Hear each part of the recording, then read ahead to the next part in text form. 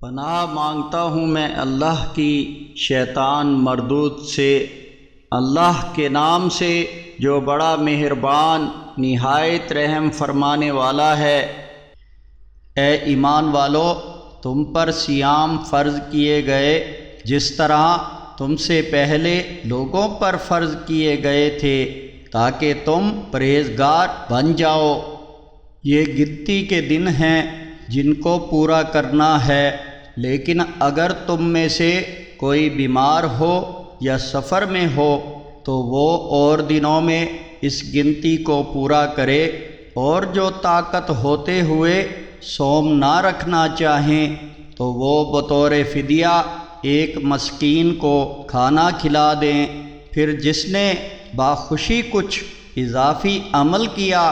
تو وہ اس کے لیے باعث خیر ہوگا، اور اگر تم صوم رکھو تو تمہارے لیے بہتر ہوگا اگر اس بات کو سمجھو۔ ماہ رمضان ہی وہ مہینہ ہے جس میں قرآن نازل کیا گیا ہے، جو لوگوں کے لیے ہدایت اور ہدایت کی واضح دلیلوں پر مشتمل ہے، اور حق و باطل میں فرق کرنے والا ہے۔ لہذا تم میں سے جو کوئی اس مہینے کو پائے وہ اس میں صائم رہے، البتہ جو مریض ہو یا سفر میں ہو تو وہ اس تعداد کو دوسرے دنوں میں پورا کرے۔ اللہ تم پر آسانی چاہتا ہے اور تمہیں مشکل میں نہیں ڈالنا چاہتا تاکہ تم گنتی پوری کرو، اور اللہ تعالیٰ کی دی ہوئی ہدایت پر اس کی کبریائی بیان کرو اور شکر کرو۔ اور اے نبی صلی اللہ علیہ وسلم، جب میرے بندے تم سے میرے بارے میں پوچھیں تو تم انہیں بتا دو کہ میں قریب ہی ہوں، پکارنے والا جب مجھے پکارتا ہے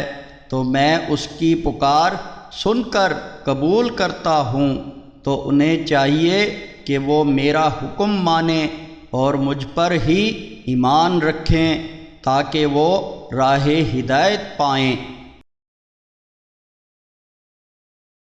صوم کی راتوں میں اپنی بیویوں سے ملنا تمہارے لیے حلال کیا گیا ہے، وہ تمہارا لباس ہیں اور تم ان کا لباس ہو۔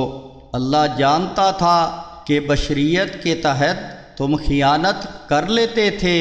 اس نے تمہاری توبہ کو قبول کر لیا اور تمہیں معاف فرما دیا،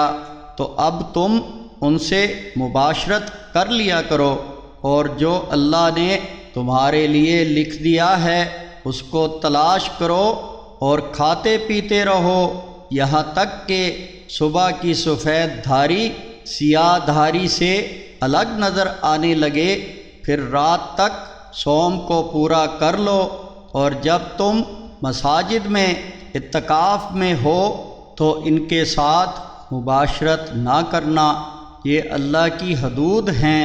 ان کے قریب ہی نہ جانا۔ اسی طرح اللہ تعالی لوگوں کے لیے اپنی آیات بیان فرماتا ہے تاکہ وہ پرہیزگاری اختیار کریں، اور تم آپس میں ایک دوسرے کا مال ناحق نہ کھاؤ، اور نہ اس کو اس مقصد سے حکام تک لے جاؤ کہ تم لوگوں کے اموال میں سے ایک حصہ گناہ کے ساتھ کھانے لگو۔